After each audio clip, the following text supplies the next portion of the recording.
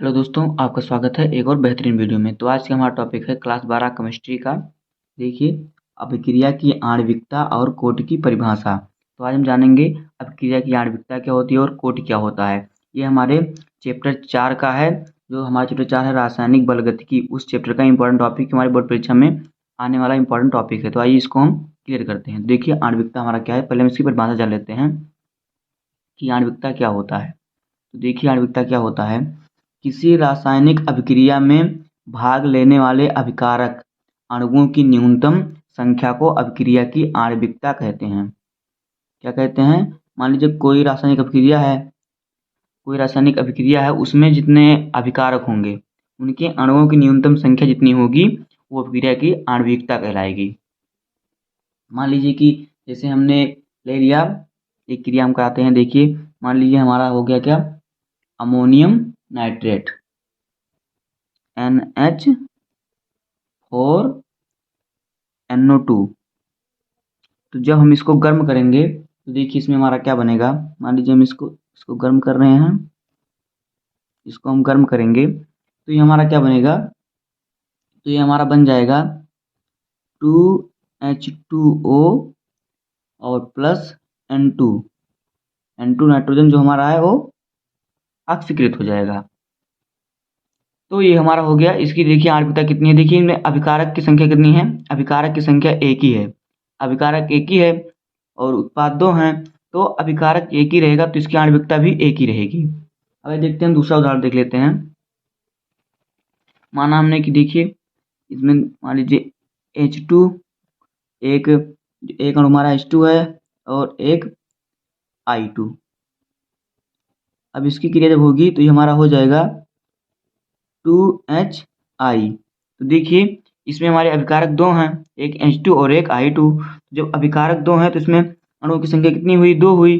तो इसमें इसकी आणविकता कितनी हो जाएगी, इस समीकरण की अभिक्रिया की आणविकता दो हो जाएगी और इसकी आणविकता कितनी होगी, एक। यहाँ पे लिख देता है आणविकता, इस अभिक्रिया की आणविकता कितनी हो जाएगी, एक, और इसकी आणविकता कितनी हो जाएगी, दो। आणविकता दो हो जाएगी इसकी और इसकी हो जाएगी एक। और देखिए हम और देख लेते हैं एक अभिक्रिया, देख लीजिए। इसमें माना हमने कि एक 2Na+O2। अब इसकी क्रिया जब हम कराएंगे तो ये हमारा बनेगा 2Na O2। तो देखिए इसमें अभिकारक कितना है, इसमें कितना अभिकारक है, इसमें अभिकारक की संख्या, अभी आप कहेंगे दो है, लेकिन इसमें अभिकारक की संख्या तीन है। क्यों? क्योंकि 2Na है, अर्थात Na दो बार है, Na+ और Na+ दो बार है। तो दो इधर हो गया, तो अभिकारक इधर और एक अभिकारक इधर, तो अभिकारक की संख्या तीन होगी, तो अणुओं की संख्या तीन होगी, तो यहाँ पे आणविकता भी तीन हो जाएगी। तो यहाँ पे लिख देंगे आणविकता तीन। तो आणविकता आपको समझ में आ गया होगा। अब हम देखते हैं क्या, अब हम देखेंगे कोटि। ये हमारा कोटि क्या होता है, तो आइए देखते हैं कोटि। कोट देखिए, कोट की परिभाषा क्या होती है, पहले परिभाषा हम देख लेते हैं कोटि की। देखिए कोट की परिभाषा क्या होती है, किसी रासायनिक अभिक्रिया में भाग लेने वाले पदार्थों के अणुओं की वह संख्या जिनका सांद्रण अभिक्रिया की प्रगति में परिवर्तित होता है वो अभिक्रिया की कोटि कहलाती है। तो जो जल होता है उसकी जो है वो सांद्रण परिवर्तन में कोई अंतर नहीं होता अभिक्रिया में।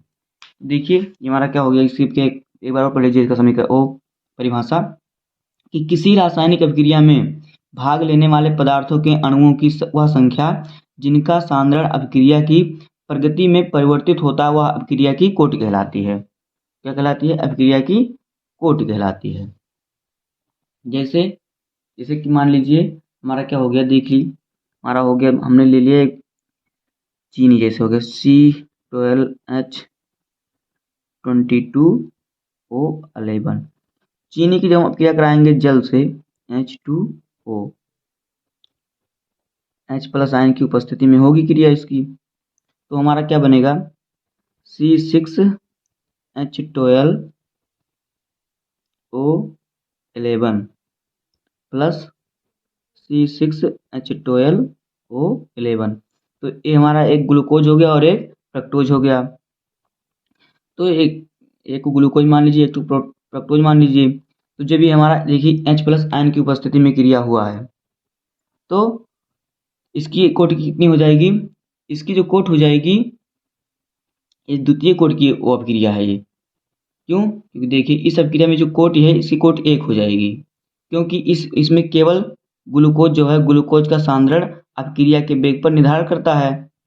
और जो हमारा जल है, जल का सांद्रण परिवर्तित का वेग, जो जल का सांद्रण होता है उस पर परिवर्तन होने में कोई प्रभाव नहीं पड़ता है। जिस भी अपक्रिया में जल का, अगर जल क्रिया करेगा तो उसको उसका सांद्रण परिवर्तन हो, उसकी जो वेग होगा उसका वेग परिवर्तन होने पर कोई अभिक्रिया पर कोई प्रभाव नहीं पड़ेगा।